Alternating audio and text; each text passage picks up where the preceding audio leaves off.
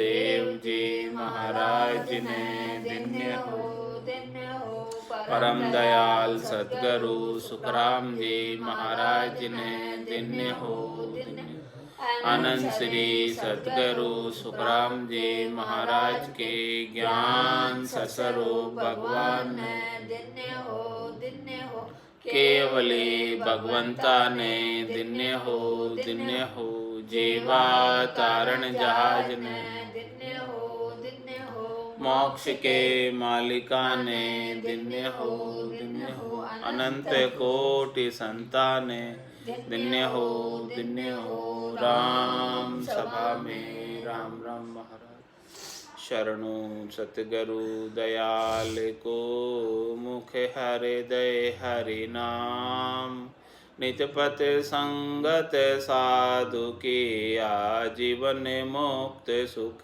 राम अणभे पद पर कास के दायक सतगुरु राम अनंत कोटि जन सहाय की ताय करूं प्रणाम सतगुरु को एको सबद मन कोई लेवे मान तो सहज होते है संत दास मुश्किल सो आसान भक्ति भक्त भगवंत गुरु चतुर नाम वपु एक जिनके पद रज परस नासत विघन अनेक सब धरती कागद करऊं सब वन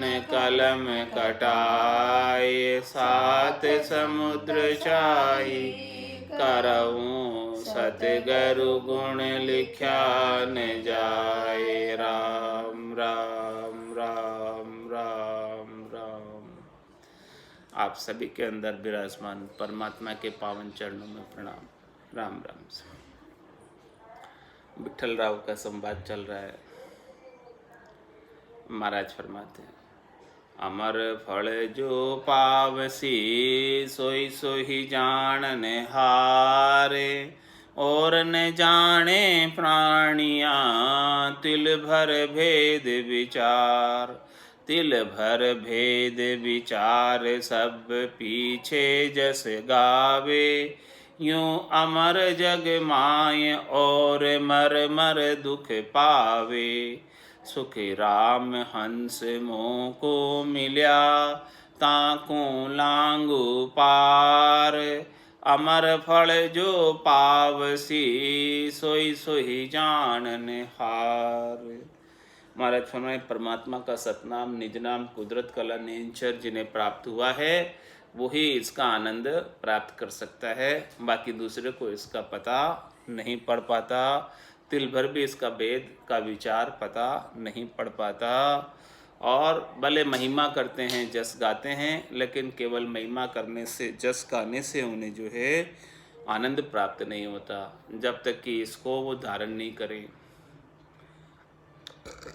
और जिन्होंने धारण किया है वो तो इस संसार में अमर हो जाते हैं और जिन्होंने धारण नहीं किया है वो बार बार मृत्यु को प्राप्त होते हैं, जन्म मरण में आते हैं। इसीलिए महाराज में सुखराम हंस मोह मिल्या ताकू लांगू पार, जो भी मेरे ज्ञान से आकर जुड़ते हैं और मेरा आनंद प्राप्त करते हैं उसे मैं पार लांग देता हूँ। तो महाराज अमर फल जो पावसी सोई सोई जानन हार, इस प्रकार से जो अमर फल को पाएंगे प्राप्त करेंगे वही इसे जानेंगे। अमर फल को पर हरे से सब मर मर जाए यो मेरो उपदेश तज जुग जुग गोता खाए जुग जुग गोता खाए मूड अब समझे नाही उलटी निंदा ठान सरब परल को जाई बड़ भागी सुखी राम कहे से हंस माने आए अमर फल को पर हरे से सब मर मर जाए। ऐसा अद्भुत विलक्षण ज्ञान है जिससे जीवात्मा अपना जीव भाव छोड़कर सदैव सदैव के लिए आनंद में अवस्थित हो जाती है। जो मेरा ये उपदेश धारण नहीं करता है, जो मेरा ये ज्ञान शिरोधारी नहीं करता है और इसका आनंद अपने गट के भीतर प्राप्त नहीं करता है, उन्हें सबको बार बार जन्म मरण में आना जाना पड़ता है और जुगान जुग तक गोते खाने पड़ते हैं। एक दो जुग की बात नहीं है, कितने ही जुगों तक, कितने जुगों की चौकड़ियाँ बीतती है, तब तक वो जो गोते खाते रहते हैं। 4 जुगा बीच एक ही बारा, अवसर नर्तन पावे, सदगुरु मिलिया बिना जीव सुनना, फिर 84 जावे। अभी नहीं प्राप्त किया तो 4 जुग तो फिर से उसे मनुष्य जन्म प्राप्त करने में लग जाएंगे और फिर 4 जुग के बाद उसे मनुष्य शरीर मिलेगा और फिर सदगुरु नहीं मिलेंगे तो फिर वापस 84 में चला जाएगा, फिर वापस 4 जुगों, वापस वो जीव सुना का सुना। इस प्रकार से महाराज हमारे जुगान जुग बीत जाते, तब तक वो 84 के अंदर गोते खाता ही रहता है, सुख दुख पाता ही रहता है, जन्म मरण धरता ही रहता है और बार बार दुखी होता ही रहता है। तो महाराज हमारे मेरे इस उपदेश को, इस ज्ञान को अभी नहीं छोड़ो, इस ज्ञान को धारण कर लो। अमर फल को पर हरे से सब मर जाए। जो इसे छोड़ेंगे, अमर फल का सेवन नहीं करेंगे, उन्हें निश्चित रूप से बार बार मृत्यु का वरण करना पड़ेगा। यो मेरो उपदेश जुग जुग गोता खाए, जुग जुग गोता खाए, मूड अब समझे ना आए। महाराज हमारे जो मूर्ख है, मूड है, वो इस बात को नहीं समझ पाते। मैं कितना समझा रहा हूँ लेकिन जो मूड है उनकी समझ में बिल्कुल बैठता ही नहीं। और क्या करते हैं मूड लोग, उल्टी निंदा ठाण सर परले को जाए, और ऐसे भक्ति की, ऐसे नाम की निंदा करते हैं। तो महाराज हमारे निंदा करने वाले तो फिर प्रलय में जाने ही हैं, मृत्यु में आने ही हैं, जन्म मरण में नरकों के दुख भोगने ही हैं उन्हें। बड़ भागी सुखराम के सेंस माने आए। महाराज में इस ज्ञान को जो स्वीकार कर ले, धारण कर ले और उस ज्ञान का गट के भीतर गटपड़चों के रूप में आनंद प्राप्त कर ले, वो बड़ भागी, उसका भाग्य बड़ा प्रबल है, तेज है, तभी उसने इस ज्ञान को धारण किया। उसके समान भाग्यशाली और कोई जीव नहीं है। जो इस ज्ञान को धारण कर ले वही सबसे ज़्यादा भाग्यशाली है। बड़ भागी सुखराम के सेहंस माने आए, अमर फल को पर हरे से सब मर जाए। जो अमर फल को छोड़ता है उन्हें बार बार मृत्यु में जाना आना पड़ता है। कहीं न माने कोई भेद अरथा में नाही, किम तारूं जग सेंग सोच मोटो मुझ माही। मैं आयो संसार धार कारण इन सोई, सत्य लोक नर नार लेर जाऊं सब लोई। सुख राम कहे सत स्वरूप की, आज्ञा मुझ होई। हंस हंस सब भेज दो, जग में रखो मत कोई। महाराज मैं किसी से कहता हूँ ये ज्ञान तो कहीं न माने कोई, कहने से मानते नहीं कोई, और भेद अर्था में ना आए। और मैं किसी को जो है इसका भेद समझाना चाहूँ, इसका मैं किसी को अर्थ बताना चाहूँ तो ये अर्थों में आवे नहीं। ये राम तो कागदा ऊपर मंडे नहीं, मुख और जिब्या पे आवे नहीं। रूप देख देखण के माई, दिष्ट मुष्ट में आवे नहीं। किस प्रकार से किसी को इसका भेद अर्थों में बताऊं, किसी को बता नहीं सकते। तो महाराज हमारे न तो कहने से मानते और न इसको बता सकते, अनिर्वचनीय वचनों में कहकर इसे बता नहीं सकते। बस वो तो शिष्य अपना निजमन ला के सौंप दे और मेरा निजमन रीत जाए तो वो जागृत हो जाए, इसके बिना तो होता नहीं। ज्ञान के द्वारा इसे समझाने की कोशिश करें लेकिन ये ज्ञान में है ही नहीं। ज्ञानी अर्थ माय सो जोवे, यो अर्था सुई न्यारो। क्यों कर मिले पंडित को साहेब सत्स्वरूप विचारा। ये सत्स्वरूप का विचार मिलता नहीं है क्योंकि वो अर्थों में देखते हैं तो अर्थों में है ही नहीं। वेद अर्था में नाही, और किम तारू जग सेंग सोच मोटो मुझ माए। महाराज हमारे मुझे ये मोटा सोच है कि जीव ये कितना दुख पा रहे, जम की त्रास, कितना दुखी हो रहे हैं अपने संसार के अंदर। तो इन पूरे संसार का मैं उद्धार कैसे करूं, सब जगहों सारे जीवों का मैं उद्धार किस प्रकार करूं, ये मुझे बहुत बड़ा सोच है। मैं आयो संसार धार कारण इन सोई, सतनोक नर नार लेर जाऊं सब सो। रामा नाम नूर वाला मुख पर सोवे, तेज पुंज प्रकाशा, हंसा काज लिया अवतारा, ब्रह्म देश का वासी। महाराज हमारे कि हम तो केवल हंसों के उद्धार के लिए आए। मैं आयो संसार धार कारण इन सोई, इसी कारण से आया इस संसार के अंदर शरीर धरकर सतलोक नर नार लेर जाऊं सब लोई, ताकि मैं सभी नर नारियों को जो जो मेरे ज्ञान को धारण करे और जो जो इसके गठपचों का अनुभव करे, उन सब को मैं अमरलोक लेकर जाऊं। मेरा आने का उद्देश्य यही है। सदगुरु ने मुझे भेजा ही इसीलिए। ने अंचर खांडो सुन होई, नाम ब्रह्म को कहे न कोई, सो ने अंचर दे मुझ ताई, सदगुरु भेजा या जुग माई। किस लिए भेजा? कि सत्यलोक नर नार ले जाऊं सब लोग, सब लोगों को सतलोक में नर नारी को सबको लेकर जाऊं, इसीलिए मुझे यहाँ पर भेजा गया। सुखराम कहे सतस्वरूप की यह आज्ञा मुझे हुई। ऐसे मुझे सतस्वरूप की आज्ञा हुई है, ऐसे मुझे गुरुपदेश की आज्ञा हुई है। क्या आज्ञा हुई है? हंस हंस सब भेज दो, जग में रखो मत को। जो हंसवती आत्माएं हैं, जिनको सत असत का पता है, सार असार का पता है, दूध पानी का पता है, जिनको समझ है, बुद्धि है, विवेक है बुद्धि के ऊपर, उन सब आत्माओं को यहाँ सतलोक में भेज दो, चौथे लोक में भेज दो। तीन लोक में रखने की उन्हें, रहने की उन्हें कोई आवश्यकता अब नहीं है।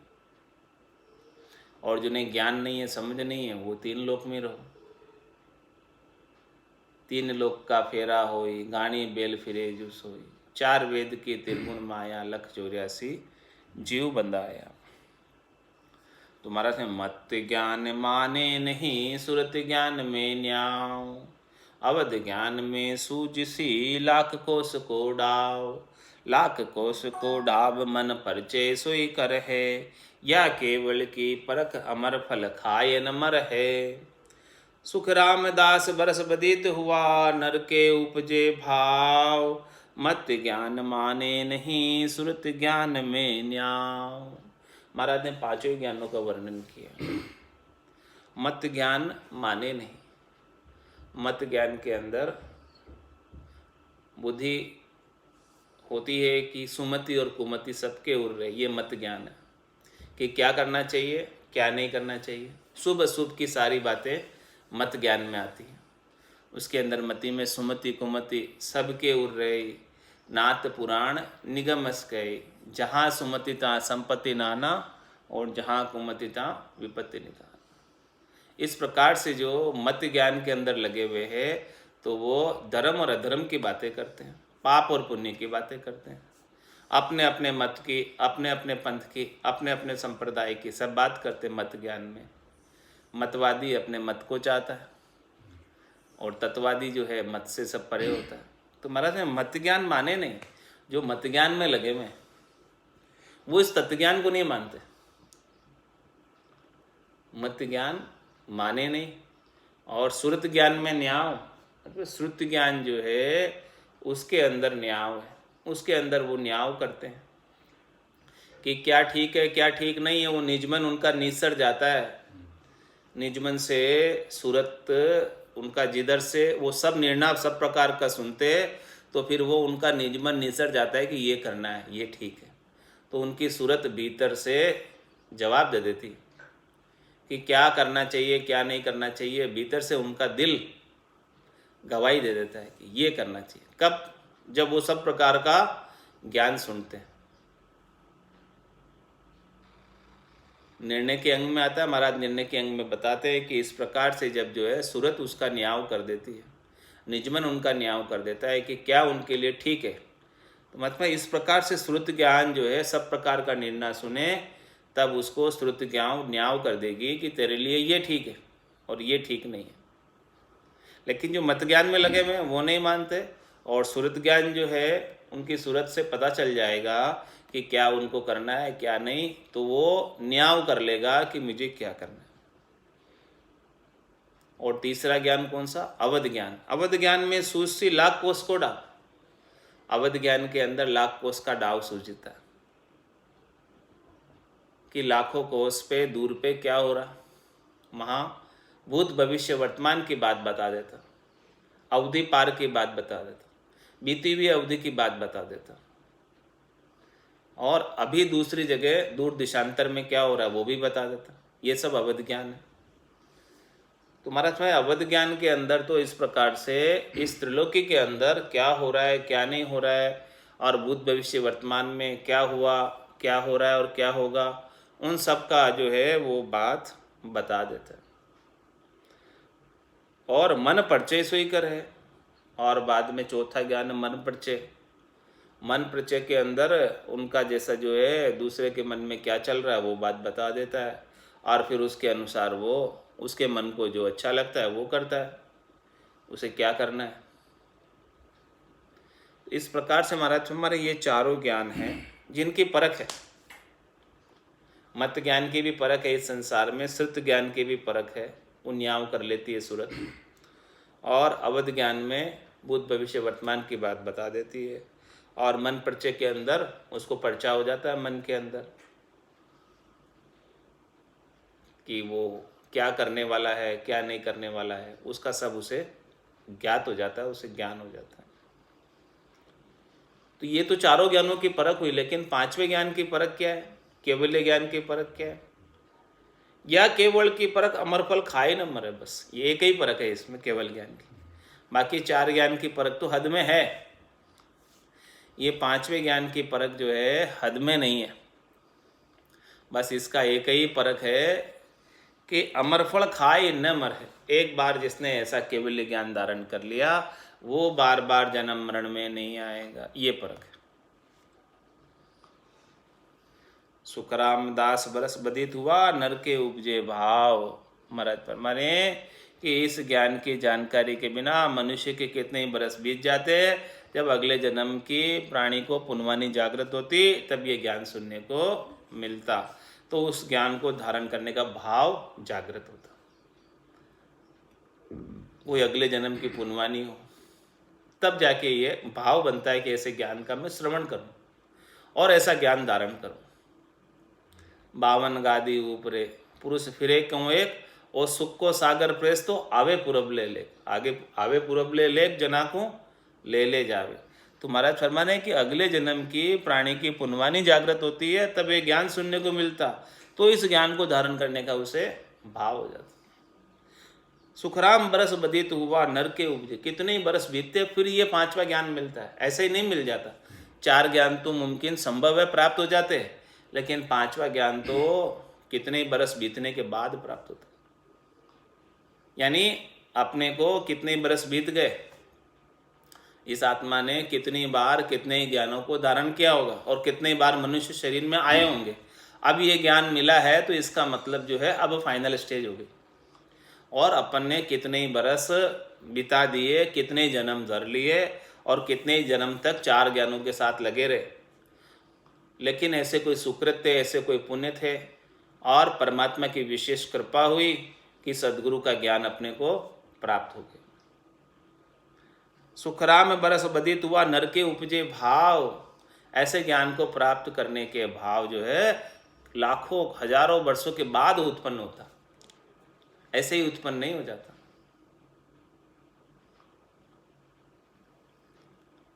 मत ज्ञान माने नहीं, श्रुत ज्ञान में न्याव। ये पांचवें ज्ञान का इतना महत्व है, केवल ज्ञान का इतना महत्व है। तो महाराज ने विठल राव राजा को सारा संवाद इस प्रकार से किया, और इस पांचवें ज्ञान की निज नाम सतनाम कुदरत कला नियंचर की सारी जानकारी विठल राव को दी, और विठल राव ने शिष्य होकर ऐसा ज्ञान धारण किया और उसने भी परम पद को प्राप्त किया। अब इसके बाद जो है महाराज तांतिया